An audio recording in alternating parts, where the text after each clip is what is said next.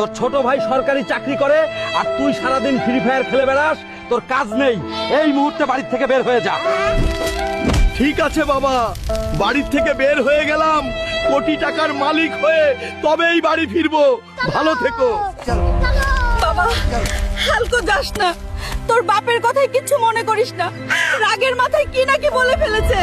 মা দেখো, ভাই সরকারি চাকরি করে তার জন্য কথা শুনতে হলো, ঠিক আছে? আমি ঢাকা শহরে যাচ্ছি, ভালো একটা চাকরি করে কোটি টাকার মালিক হয়ে তারপর বাড়ি ফিরবো। বাবা, হাল্ক ওখানে পৌঁছে আমাদেরকে মোবাইল করিস। ঠিক আছে, পৌঁছানোর পর মোবাইলে জানিয়ে দেবো, চিন্তা করো না। বিদায় মা। এই, তোর কাছে যা আছে সবকিছু দিয়ে দে, তোর দামি মোবাইলটাও দাও।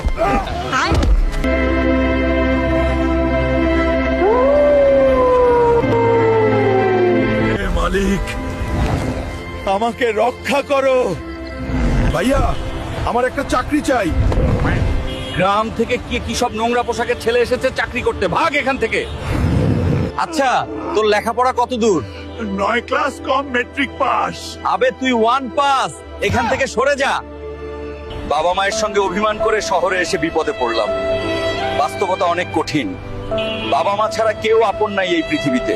বাবু, তুমি কি শহরে নতুন কাজ লাগবে নাকি তোমার? চাচা, আমার একটা কাজ চাই। আর একটু সামনেই একটা চায়ের হোটেল আছে, ওখানে একটা লোকের প্রয়োজন, ওখানে যাও বাবাটা। চাচা, আমার একটা কাজ চাই। গ্রাম থেকে এসেছো, মনে হয় তুমি আজ থেকেই এখানেই কাজ করো বাবা। এই শহরে এখনো ভালো মানুষ আছে, আমি কৃতজ্ঞ চাচা। চা লাগবে, চা। এভাবেই হাল্কের 2-2টা বছর কেটে যায়। হঠাৎ একদিন এই নিন স্যার আপনার চা। আরে, এতদিনে আমি আসল খেলোয়াড় খুঁজে পেয়েছি, তুমি পারফেক্ট। ঠিক বুঝতে পারলাম না স্যার।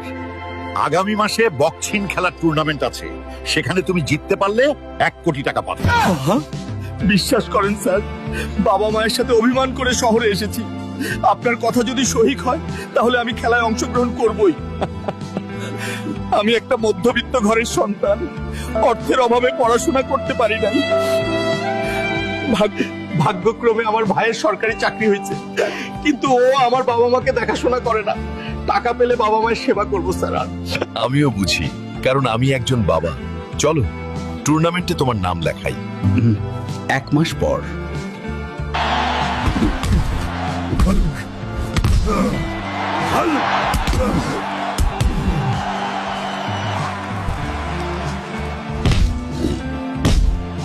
উনি যান। দর্শক, Bangladeshi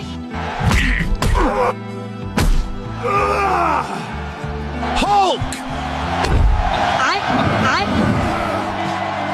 Hulk! Oh my God!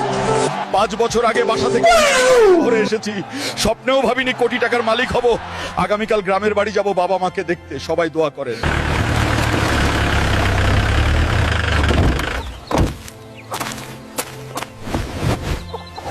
পাঁচ বছর পর কোটি টাকার মালিক হয়ে বাসায় আসলাম, মা বাবা আমাকে দেখে অনেক খুশি হবে। মা বাবা, তোমরা কোথায়? তোমাদের হাল্ক বাসায় এসছে। বাবা, হাল্ক, তোর বাবা 2 বছর আগেই তোর চিন্তায় ব্রেন স্ট্রোক করে মারা গেছে তো। বাবা, আমি তোমার হাল্ক ফিরে এসেছি, তুমি কই গেছো? বাবা ফিরে এসো।